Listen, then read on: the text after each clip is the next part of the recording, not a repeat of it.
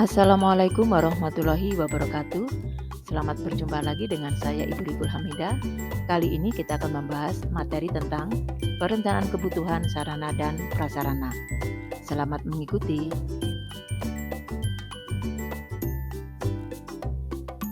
Tujuan pembelajaran pada materi ini adalah yang pertama, siswa mampu menganalisis kebutuhan sarana dan prasarana di sebuah kantor atau lembaga. Yang kedua, siswa mampu menyiapkan formulir rencana kebutuhan. Yang ketiga, siswa mampu membuat alur perencanaan kebutuhan sarana dan prasarana. Sedangkan yang keempat, siswa mampu membuat dokumen perencanaan kebutuhan sarana dengan aplikasi komputer. Sebelum kita membahas materi lebih lanjut, silakan amati video berikut ini. Kemudian berikan komentar dan tuliskan di kolom chat.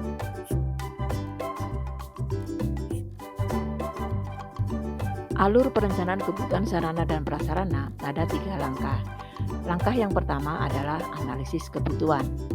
Langkah yang kedua adalah menyusun rencana usulan kebutuhan sarana dan prasarana. Sedangkan langkah yang ketiga adalah menyusun daftar kebutuhan sarana dan prasarana. Langkah yang pertama dan langkah yang kedua dilakukan oleh unit kerja yang ada di sebuah kantor atau lembaga. Sedangkan langkah yang ketiga pada umumnya dilakukan oleh bagian logistik. Yang dimaksud dengan analisis kebutuhan sarana dan prasarana adalah perencanaan kebutuhan sarana dan prasarana dalam satu kantor merupakan proses menganalisis dan menentukan sarana dan prasarana yang dibutuhkan oleh masing-masing bagian. Adapun tujuan analisis yang pertama, menyesuaikan antara pekerjaan perkantoran dengan alat yang akan dipakai. Yang kedua, anggaran yang telah ditetapkan disesuaikan dengan biaya pengadaan perabot atau peralatan. Yang ketiga, pengadaan perlu memperhatikan antara anggaran yang telah ditetapkan dengan manfaat kegunaan dari perabot atau peralatan. Yang keempat, mengikuti perkembangan teknologi. Sedangkan tujuan yang kelima adalah mempertimbangkan penghematan tenaga, waktu, dan biaya. Ada 2 macam analisis kebutuhan. Yang pertama adalah analisis kebutuhan kualitatif. Yang kedua adalah analisis kebutuhan kuantitatif. Analisis kebutuhan kualitatif adalah pengumpulan informasi yang diperlukan untuk menunjang perumusan kebutuhan sarana sebagai berikut. Yang pertama, menganalisis perabot atau peralatan yang masing-masing ada di kantor. Yang kedua, melihat kondisi perlengkapan yang masih ada. Yang ketiga, menyediakan fasilitas pendukung bila barang tiba di lokasi. Adapun analisis kebutuhan kuantitatif adalah meneliti volume dan frekuensi kegiatan yang terdapat dalam suatu organisasi tertentu. Kegiatan analisis ini akan mempersoalkan misalnya, apakah jumlah sarana yang ada masih efisien penggunaannya? Atau apakah sarana yang ada sudah sesuai dengan jumlah pegawai yang ada? Bahkan pertanyaannya seperti ini juga, apakah sarana yang ada masih dapat memenuhi target capaian yang ditetapkan?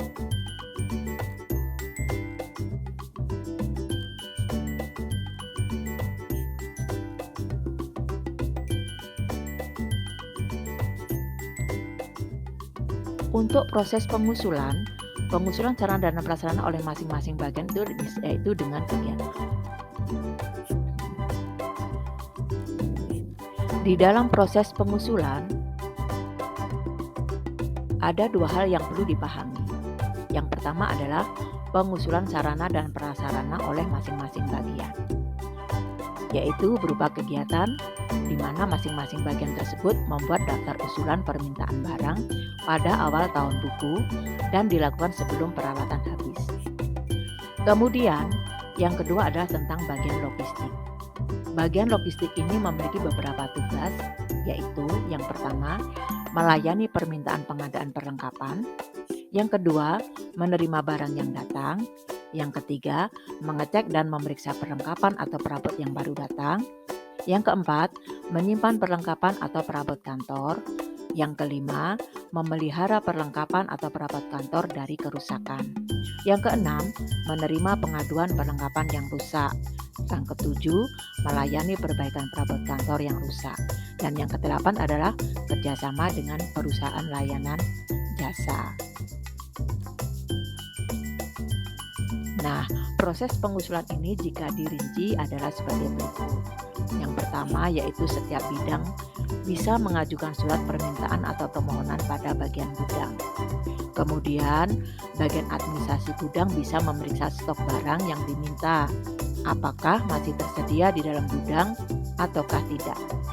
Yang ketiga, apabila permintaannya memenuhi syarat, selanjutnya disetujui dan persetujuan tersebut diserahkan ke pengurus peralatan. Persetujuan yang diterima oleh pengurus dijadikan pedoman untuk mengeluarkan peralatan sesuai dengan permintaan dan diberikan kepada bidang atau unit tersebut. Tim administrasi gudang selanjutnya membukukan peralatan yang dikeluarkan. Kemudian bagian gudang menghitung persediaan peralatan secara berkala, baik administrasi maupun secara fisik. Selanjutnya pihak gudang melaporkan kepada bendaharawan pusat.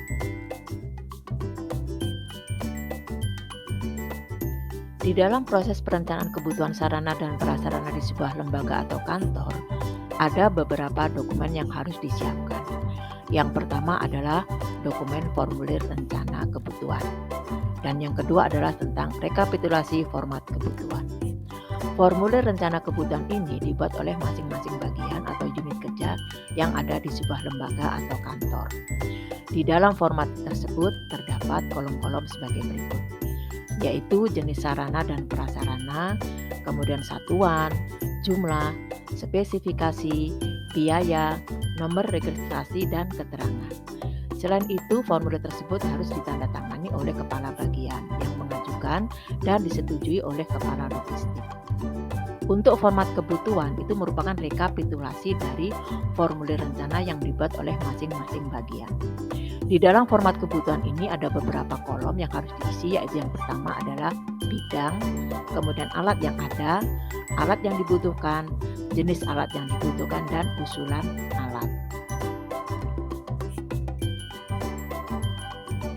Berikut ini adalah contoh pengisian formulir rencana penyusunan kebutuhan sarana dan prasarana di masing-masing bagian atau bidang atau unit kerja.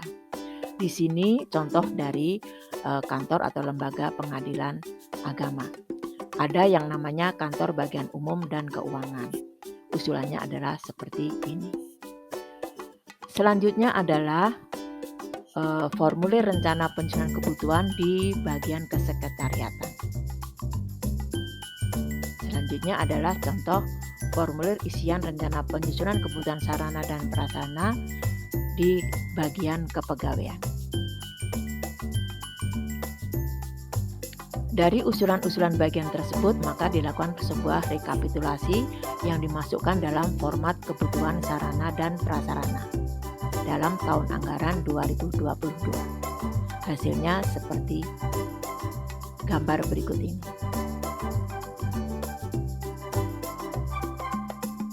Ya. Demikian materi tentang perencanaan kebutuhan sarana dan prasarana, semoga bermanfaat. Rahasia untuk maju adalah memulai. Mark Twain. Thank you, terima kasih. Wassalamualaikum warahmatullahi wabarakatuh.